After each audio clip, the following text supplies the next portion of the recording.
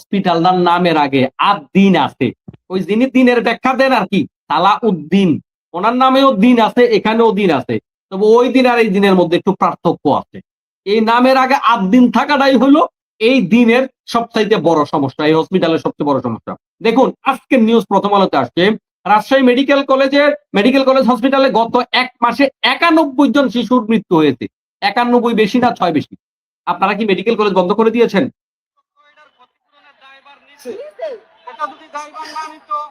যাদের কারণে মারা গেছে তাদের প্রশাসনিক ব্যবস্থা নিচ্ছে। এখন তার জন্য তো পুরো ৮ দিন হাসপাতাল বন্ধ করতে পারে না, তাই না? এখন আমার ২টা বাচ্চা এখানে হয়েছে, আর একটা বাচ্চা এখন আইসিইউতে আছে। হঠাৎ যে হাসপাতাল বন্ধ করে দিছে, এখন সরকার যদি আমার এখান থেকে নিয়ে যেতে বলে, আমার সরকার আইসিইউর ব্যবস্থা করে দেয়। আর না হলে আমার এখান থেকে বাচ্চা যদি নেওয়ার পথে কোনো দুর্ঘটনা হয়, সেটার দায় সরকার বহন করতে হবে। তাহলে সরকার আমাদেরকে এখানে সেবা সেবা চালু করে। আমার বাচ্চা আমি আইসিইউ, একটা ঢাকা মেডিকেল সরকারি হাসপাতাল, ওখানে আইসিইউ সিরিয়াল দিলে ১ মাস সময় লাগবে, এখানে আমার ১ মিনিটও সময় লাগছে না। হাসপাতালে আমি আইসিইউ পাবো বলেন? ওখানে আমার আইসিইউ ব্যবস্থা করে দেখ, আমি এখান থেকে রুগী সরে নিয়ে যাবো। সরকার হঠাৎ এমন সিদ্ধান্ত আমরা চিন্তা প্রত্যাখ্যান করি। যেটা মারা গেছে এটা আচ্ছা, এখানে গার্ডিয়ান যে কথাটা বললেন, মারা গেছেন এটা ৮ দিনের সাথে মীমাংসা হয়েছে, কিংবা তারা এটা মেনে নিয়েছেন। এখন যাদের সন্তান মারা গেছে তারা যদি বলে যে আমার আরেক সন্তান এখানে ভর্তি আছে, আইসিইউতে আছে, আমরা এটা মেনে নিয়েছি, মানুষ মারা যেতেই পারে। মানুষ মারা যায় না বাংলাদেশে কোন হসপিটাল আপনি বলেন তো? আর এটার জন্য অতীতে কোন হসপিটালে আপনার তাদের রেজিস্ট্রেশন বাতিল করা হয়েছে? আসলে সবচেয়ে বড় সমস্যা কি জানেন? হসপিটালটার নামের আগে দিন আছে। ওই যিনি দিনের ব্যাখ্যা দেন আর কি, সালাউদ্দিন, ওনার নামেও দিন আছে, এখানেও দিন আছে। তবে ওই দিন আর এই দিনের মধ্যে একটু পার্থক্য আছে। এই নামের আগে দিন থাকাটাই হলো এই দিনের সবচাইতে বড় সমস্যা, এই হসপিটালের সবচেয়ে বড় সমস্যা। দেখুন আজকের নিউজ প্রথম আলোতে আসছে, রাজশাহী মেডিকেল কলেজ হসপিটালে গত ১ মাসে ৯১ জন শিশুর মৃত্যু হয়েছে। ৯১ বেশি না ৬ বেশি? আপনারা কি মেডিকেল কলেজ বন্ধ করে দিয়েছেন? আপনি আজকে যে হসপিটালটা বন্ধ করেছেন, এক্ষেত্রে আজকের এই গার্ডিয়ান যে কথাটা বললেন যে এখানে কিন্তু মেডিকেল কলেজ আছে, তার থেকে ৫০০ স্টুডেন্ট এখানে পড়াশোনা করে, এখানে আবার নার্সিং কলেজ আছে, এরা কোথায় যাবে? আইসিইউ আছে, অন্য কোথাও আইসিইউ পাবে না। আইসিইউর একটা রুগীকে আপনি চাইলেই তো ১০ মিনিটের জন্য বের করতে পারবেন না, সে মারা যাবে। এখন সরকার কি, এখানে যেহেতু ব্যাপক ব্যবস্থাপনা আছে, সরকার এখানে যত আইসিইউ আছে, এই আইসিইউ রোগীগুলোর জন্য সরকার কি ব্যবস্থা করবে? এই সরকার কি শুধু ভাঙার জন্য নাকি? এই সরকার কিছু করতে পারে? এই বাংলাদেশ থেকে কোনো মেধাবী এখানে থাকে না, কারণ এই দেশের কোন সরকার মেধাবীদেরকে মূল্যায়ন করা হয় না। ভালো কিছু করবে তাকে এখান থেকে গেট আউট করে দাও, তাকে গুম করে ফেলে দাও, তাকে মেরে ফেলে দাও। সাংবাদিক ইলিয়াস আজ থেকে কয়েকদিন মানে বেশ কিছুদিন আগে একটা কথা বলেছিলেন যে দেশে থাকার সময় আমি একজন সেনা কর্মকর্তা, গোয়েন্দা বাহিনীর একজন কর্মকর্তার কাছে আমি গেলাম, যাওয়ার পরে একজন মা আসলেন, এসে বললেন আমার সন্তানকে পাই না। গোয়েন্দা বাহিনীর ওই কর্মকর্তা জিজ্ঞেস করলেন আপনার সন্তান দেখতে কেমন, বা আপনার সন্তানের অবস্থান কি? বললো আমার সন্তান অনেক মেধাবী। তখন বিস্তারিত শোনার পরে সেই গোয়েন্দা বাহিনীর কর্মকর্তা তিনি বললেন যে আপনার সন্তানকে আর পাবেন, মানে চলে গেলেন, উনি কোন রকম তাকে বুঝ দিয়ে বের করে দিয়েছেন। পরে সাংবাদিক ইলিয়াসকে ওই গোয়েন্দা কর্মকর্তা বললেন তার সন্তানকে আর পাওয়া যাবে না, পাওয়া গেলেও পাগল অবস্থায় পাওয়া যাবে। তিনি বললেন কেন? তার কারণ হচ্ছে এই বাংলাদেশে কোনো মেধাবীদেরকে থাকতে দেয়া হয় না, পাশের দেশ এগুলা সহ্য করে না। এখানে ভালো ডাক্তার হোক, ভালো হসপিটাল হোক, ভালো ইঞ্জিনিয়ার হোক, ভালো কোনো ধরনের আর্টিস্ট হোক, ভালো কিছু হোক, এটা পাশের দেশ সহ্য করে না। যে কারণে বাংলাদেশে মেধাবীরা টিকে না, মেধাবীরা হারিয়ে যায়, মেধাবীরা পাগল হয়ে যায়, মেধাবীরা উধাও হয়ে যায়, অথবা মেধাবীরা এখানে অবমূল্যায়নের কারণে দেশ থেকে বাহিরে চলে যায়।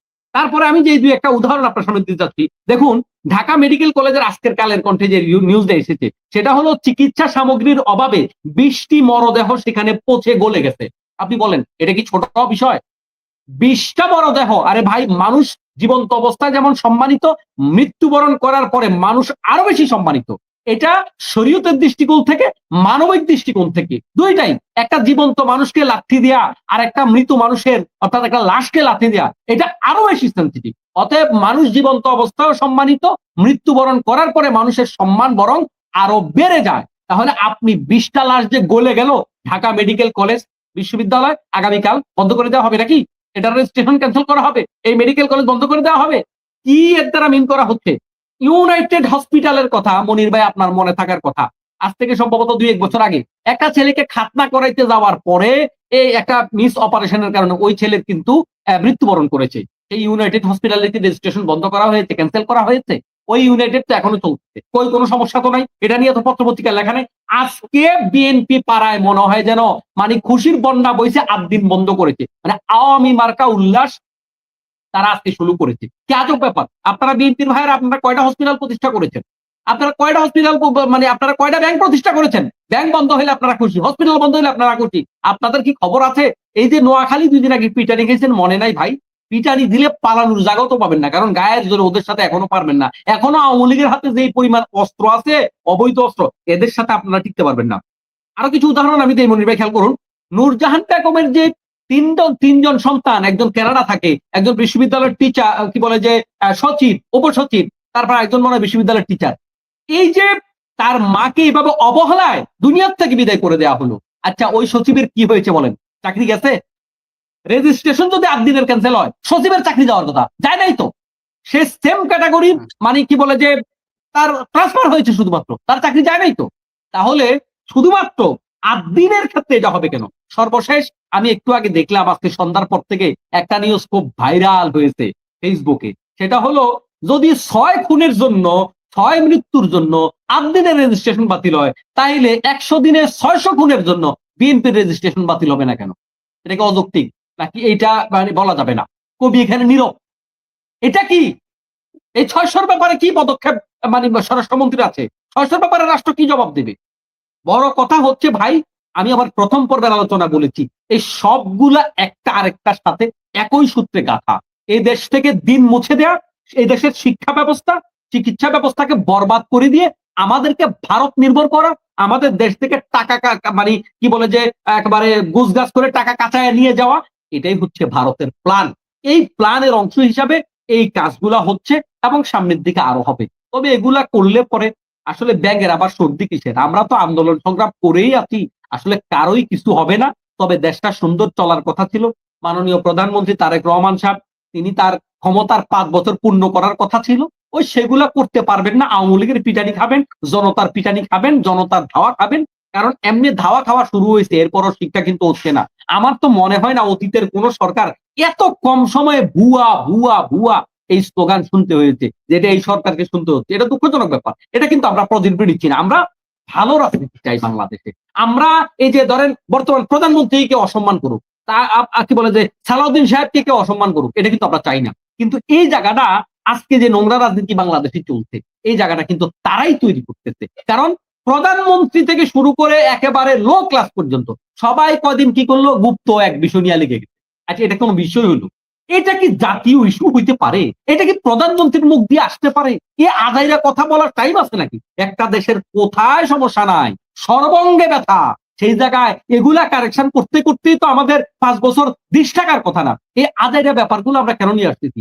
এক ইস্যুর বাংলাদেশ, এক ইস্যুর দেশ বাংলাদেশ, আমরা একটার পর একটা ইস্যু আসে, আরেকটা ইস্যু ভুলে যাই। এভাবে 8 দিনের মতো, ইসলামী ব্যাংকের মতো ভালো ভালো জিনিসগুলো হারিয়ে যাবে। আমরা ভারত নির্ভর হব, আমরা বিদেশ যাব, আমরা ভিক্ষা করব। এই ভিক্ষুকের জাতি পরিবর্তন হবে না। একজন